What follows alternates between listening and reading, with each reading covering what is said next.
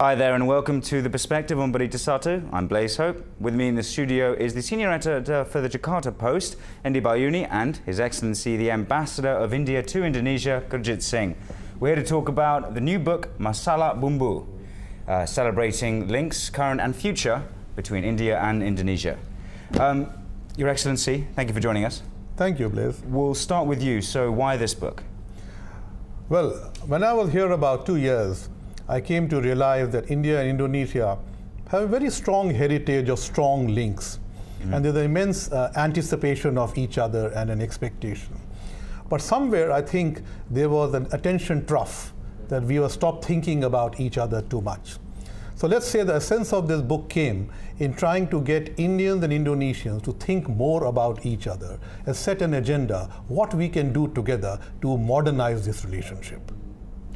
How you bring in prominent cultural figures, media figures to comment in the book. How did you go about collecting people to do that?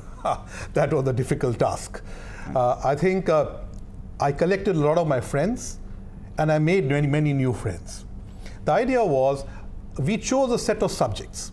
And then we said, okay, we must have one Indonesian and one Indian writing about the same subject. And let us see where we come from and can we find some common ground.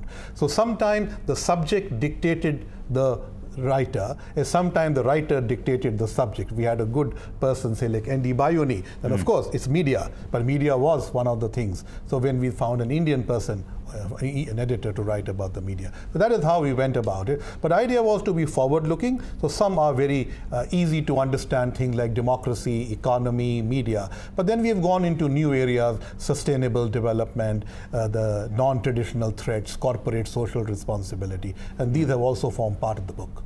So Endi, how were you brought into this? Well, I've been a close friend of India, a close friend of the ambassador, so it was not that difficult for him to twist my arms and take part in the book project. It's a great book, and I think it also a reflection that India has so many friends in Indonesia, the fact that there are so many prominent figures contributing to the book. So is the goal of this to solidify that relationship, or what is it exactly does it hope to achieve? I think it's, yes, definitely to bring Indonesia and India closer. As we are all aware of each other, but I think that the relationship is not there yet. For some reason, I think there were many factors, like in the 60s, the Pakistan war, and then Indonesia had to decide on taking which sides.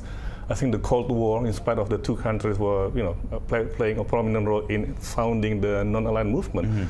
But I think somehow we drifted apart. But yet, we also realize that the two countries have so much more in common than we realize historically, even politically, and even geographically. We are not that far apart. But somehow that relationship is not there. I think this book is very important in bringing that, in making that happen. I fully agree with Endi. You see, geographically we are so close, and yet emotionally we are so close. But somehow, strategically, we had gone apart. So the idea was that how do you recreate the warmth of the 1945 to 55 period, which was really the high point at one. And I think from speaking with the Bandung Conference. Well, 55 is Bandung Conference, but let's say 45 is when India and Indonesia are both trying to get independent. And so that anti-colonial struggle is what binds us together. Our leadership was very close. Then, of course, there was an interregnum of slightly divergent worldviews, and perhaps our own domestic agendas were different. But I think certainly in 2005, we have both become strategic partners. And I think the story is being rewritten. Now, this new story needs many new actors because we live in a different world.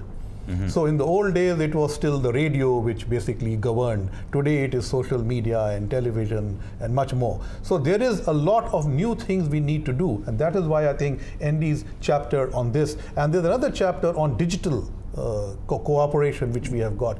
I think these show the new direction that we need to take. The media, for instance, I mean, anything you read in Indonesia written on India is from a Western news agency and vice versa. I don't think that is a symbol of closeness. So we really need to look at how can we look and talk about each other directly. So that is one of the essential points of the book. Let's go into that relationship and that familiarity in modern times in the media just after the break. We'll see you in a moment.